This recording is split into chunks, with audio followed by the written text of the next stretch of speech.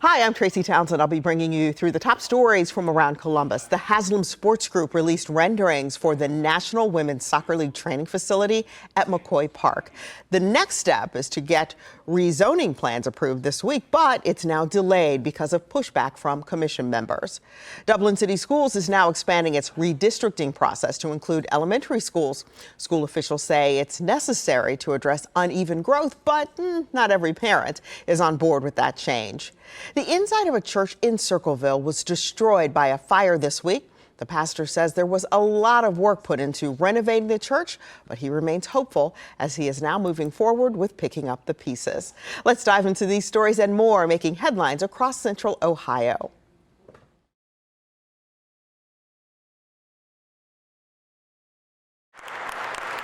At a city press conference this week, the Creighton family stood silently in protest, but their message for Mayor Andrew Ginther and his administration was loud. We've been given promises, and we just wait for these promises to materialize, and then they don't.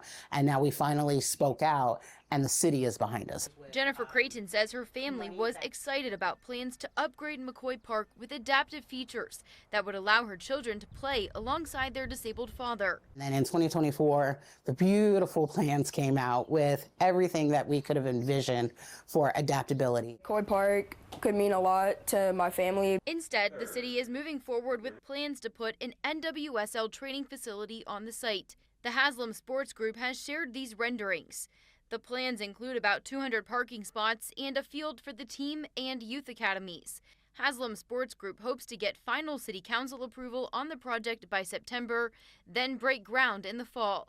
They've set a goal to complete construction by February 2028 in time for the inaugural season. In the meantime, I understand why this was perceived as a loss for the area. Mayor Ginther says the city is working on a new plan for residents who were expecting improvements at McCoy Park. There are going to be incredible public amenities at McCoy Park, and we're going to identify another park with incredible green space and investments for programming there as well. The Creighton family will be waiting for those plans to come true. How can the mayor and the city earn back your trust? I want to see action. I want to see him open himself up to having these conversations, as uncomfortable as they might be. He needs to feel the anger.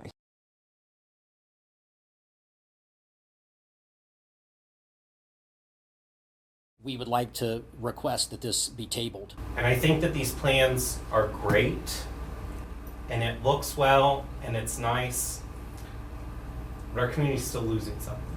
The anger in the community has been palpable. So at this point, I'm a no. The move coming after team representatives presented plans for the training facility, but faced questions over community access and what would replace lost park space. So does that mean that kids from the neighborhood can go play on these? On the green lawn parcels, there will be a field there that will be outside any perimeter and that the neighborhood kids or adults could use at any time. Before the meeting, some residents voicing continued frustration over what they say was a broken promise. I know the city's going to get what they want and the billionaires will get what they want, but I still want my voice heard that I'm not happy with it. The city formed a working group to identify alternative park space, which now has concept plans for green lawn parcels and a new adaptive softball field at Berliner. But some worried the replacement will fall short.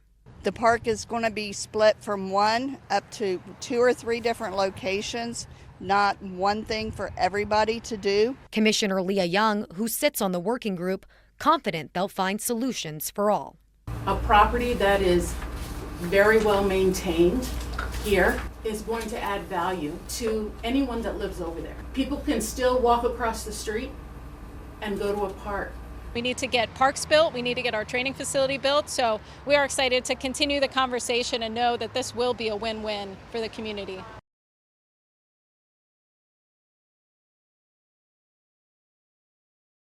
Personally, I wasn't surprised because it feels like it'd be difficult to redistrict the high school and not touch the other 2 levels, you know, the middle school and elementary school. Good boy.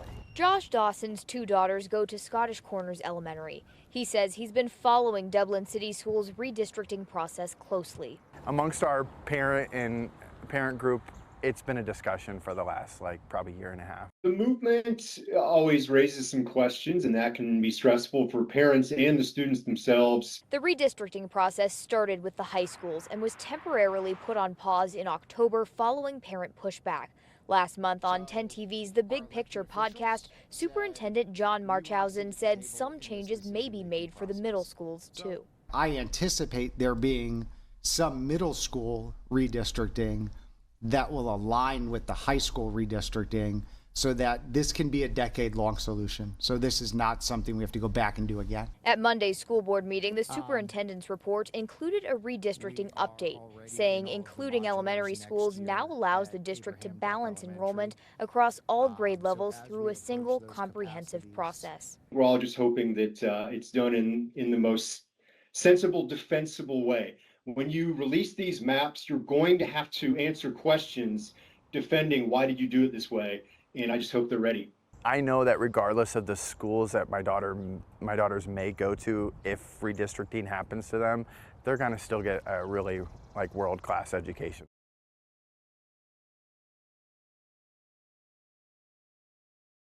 I had just put up the flag on Monday afternoon. I stapled it here. You can see there's still a little remnants.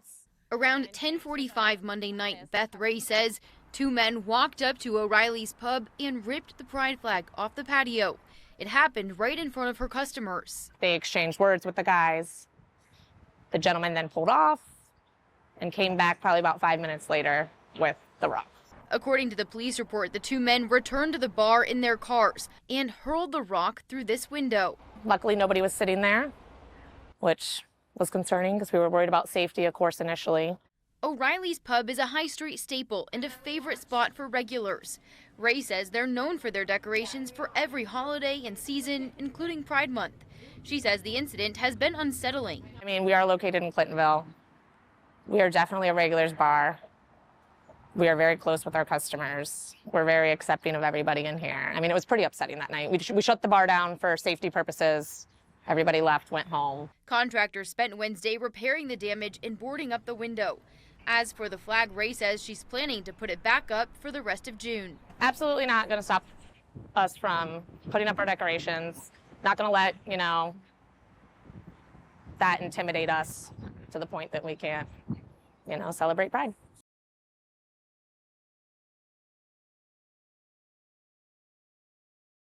Scott Gamble says a neighbor called him Friday night and told him 100 teens were in his yard across the street from St. Catharines.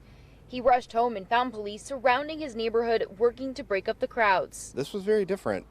Seeing a mob of 500 people run back and forth was, a little terrifying. We've blurred the video of fights breaking out on the Fun Fest grounds. Columbus police say their officers and Bexley PD rushed to the scene. They noticed that there was upwards of 300 juveniles in the area that were just, causing a bunch of disturbances. A bunch of fights broke out. Those officers aired for additional cruisers. At one point in time, I think we had over 130 cruisers that responded to this incident. According to the Franklin County Prosecutor's Office, 11 people were arrested. Police say that includes a 16-year-old boy charged with theft and a 17-year-old girl charged with trespassing. We asked Mayor Ginther what the city's doing to prevent this at other events this summer. What is the city doing after the violence we saw at Fun Fest at St. Catharines this weekend? Well, I want to thank both the Columbus police officers and the Bexley police officers that responded so quickly, secured the situation. This is why Operation Moonlight was so important, why our Safe Streets effort is so important. But I also would encourage folks, to do their part. I need parents to step up, monitor their children's social media, know who they're hanging out with and what they're up to. We need everybody to step up and share information. Operation Moonlight is the city's plan to have special duty officers ready to respond quickly during summer events. Police also say those tips from the community about planned teen takeovers will be critical, with many large events on the city calendar this summer. We constantly monitor social media. We constantly monitor any intelligence for any of the events. You talk about upcoming Red, Wine, Boom, Pride, the Arts Festival coming up. We constantly are monitoring those events to ensure that there's no credible threats to them or any planned events taking place at them.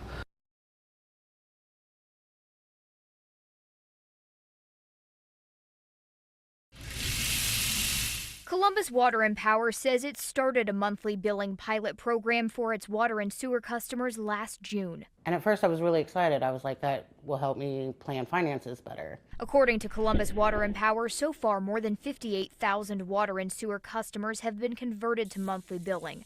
Remaining customers will be transitioned to monthly billing next month.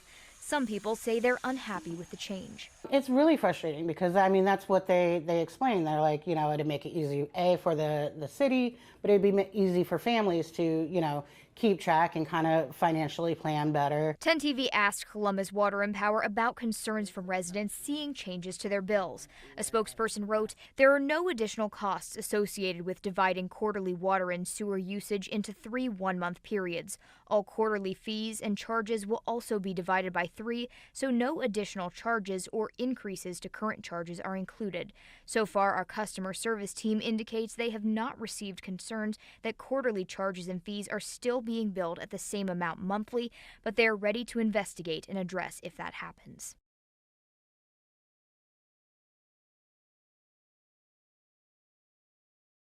Scrolling through pictures of this Facebook page, it's easy to see where the problems are.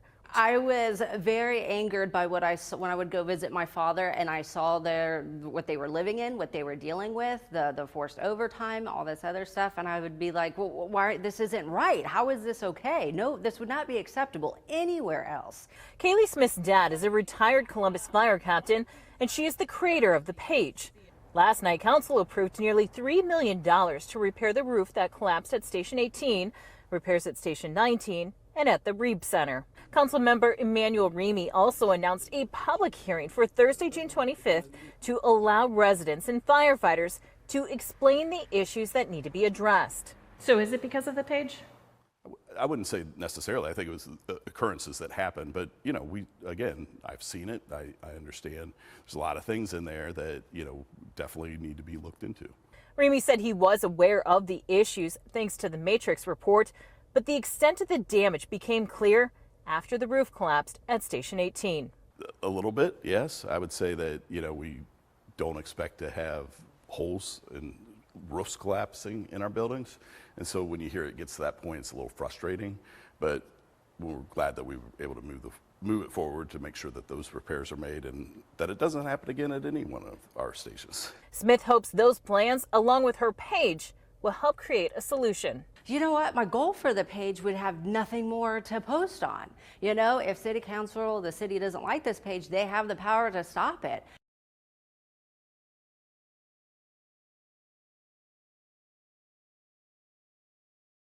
We moved 5 times, and we finally was able to purchase this one. 3 years ago, Pastor Russell Farley felt blessed when his congregation finally found this permanent home. So we had our own church. We didn't have to move anymore. Now mostly everything inside has been destroyed, including the musical instruments that play key roles in their Sunday services. I played a bass. I bought that one. I've been playing it for like 20 years. When the first crews arrived, they had heavy smoke coming from all the eaves of the church. Chief Brian Thompson said they got the fire under control quickly, but significant damage had already been done. The age of the church and the fact that it had several layers of roofing on it from renovations from the past, it held a lot of heat, so we had to make some cuts and take all the windows and stuff out to ventilate. The Circleville Fire Department called in additional crews to help support firefighters working in the extreme heat. You don't really feel how hot you are, and the fatigue can set in pretty rapidly.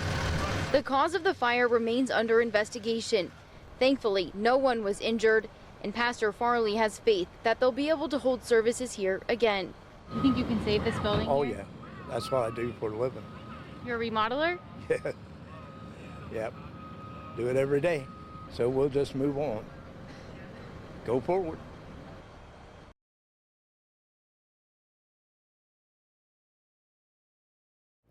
Six bottles of wine. That's all Ohioans are allowed to bring in the state from out of state. But this lawsuit could soon change that and a lot more. Yes, we have some Pinot Gris here. Donnie Austin is the owner of Aardvark Wines. Yeah, there's a story behind every bottle in here. And the story about the legal sale of wines in Ohio is about to change. I prefer an open market. because as a consumer myself, I want to be able to buy what I want from the people who sell it or make it. But that's not the case in Ohio, according to the president of the National Association of Wine Retailers. In Ohio, it's legal to have wine shipped to you from an out-of-state winery. That's legal. Any winery in any state in the country can get a permit from Ohio to ship wine directly to you. But for some reason, Ohio wants to make it illegal for you to receive shipment from an out-of-state wine store. This lawsuit could change that. The Sixth Circuit Court of Appeals found Ohio's law on the sale of out-of-state wine was unconstitutional, despite the state's argument that it has the power to regulate alcohol within its borders under the 21st Amendment. The state's loss was a victory for wine drinkers. I think people should be able to buy what they want. It could be a very, very big deal to Ohio consumers who love wine, simply because they're going to have significantly more access. As for when Ohio must change the law, the state has an option to appeal to the U.S. Supreme Court. If it chooses not to, it would be forced to change its wine law. Kevin Landers, 10 TV News.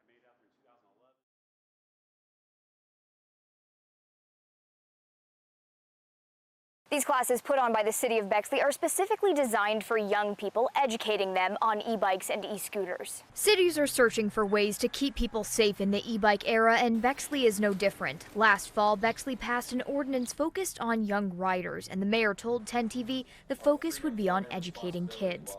Now, a special course led by police teaches about the types of e-bikes, local laws, required safety gear, what riders might encounter while riding, and the potential consequences of not following the rules. The ultimate goal is that kids are using really sensible road behavior. They're behaving safely around other vehicles, other bikes, pedestrians. They're wearing protective helmets, that they are using lights at night.